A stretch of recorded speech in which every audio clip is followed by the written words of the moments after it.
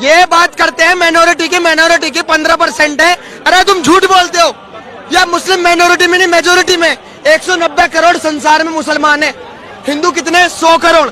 एकता कितनी? 10 करोड़ में भी नहीं।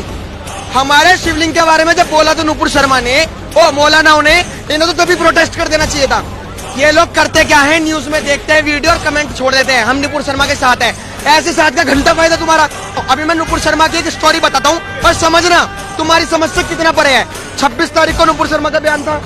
मौलानाओं ने पहले से अंतरराष्ट्रीय देश पे बात कर रखी थी कि हम ऐसे ऐसे शिवलिंग के बारे में बोलेंगे तो पलट के हमारे पे जवाब मोहम्मद का ऐसा आएगा। ठीक है, नुपुर शर्मा ने जवाब दिया। अगले दिन जुम्मा भी था। अगले दिन उन्होंने पत्थरबाजी क्यों नहीं करी? ना तो इन पे व्हाट्सएप ग्रुप था, ना इन पे पत्थर थे, ना इन पे पेट्रोल था, ना इन पे खाली दारू की बोतलें थी, ना इन पे युवा का जोश था। इसलिए इन्होंने 7 दिन की प्लानिंग करी।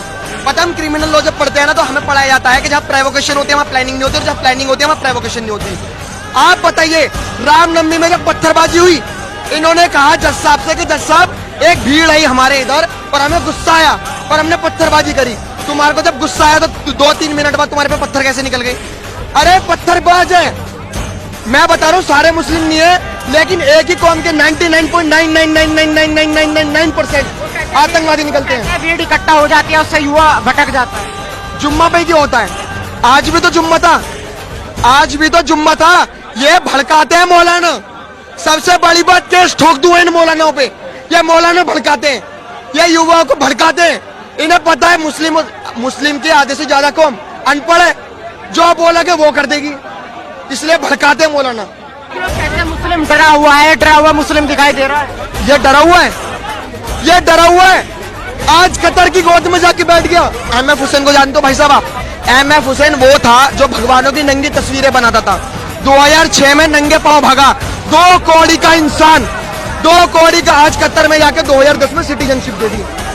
मैं तो मोदी जी से भी गुस्सा हूँ। कतर ने जब बुलाया था तो मोदी जी को एक सवाल करना चाहिए था कि तुमने एमएफ हुसैन को नागरिकता क्यों दी? क्यों दी? ये अपने आप को बेचारा बताते हैं। पत्थर हम पे मारते हो, पेट्रोल हम पे मारते हो, दारू की खाली बोतलें हम पे मारते हो, अपने आप को बेचारा बताते हैं। शर्म करो, तुम्हें तो डूब मर जाना चाहिए। तुमने नमाज को ऐसा कर दिया। मोदी जी ने कहा था एक हाथ में लैपटॉप और एक हाथ में कुरान होगी, लेकिन आज तुमने एक हाथ में पत्थर और एक हाथ में संविधान रख रखा है। जहां जा रहे हो अंतरराष्ट्रीय स्तर पर संविधान की धज्जियां उड़ा रहे हो, और जहां जा रहे हो वहां पत्थरबाजी कर रहे हो। आज नुपुर शर्मा ने एक बयान दिया तो तुम्हारी ऐसे फड़फड़ा गई। अरे चाइना में तो दाढ़ियां कटवाई जा रही है, चाइना में तो कुरान शरीफ की आयतें मिटाई जा रही है, चाइना में तो कंसंट्रेशन डिटेंशन सेंटर में रख रखा है, चाइना में तो मुसलमानों के दिमाग से इस्लाम को खुरेज की निकाला जा रहा है।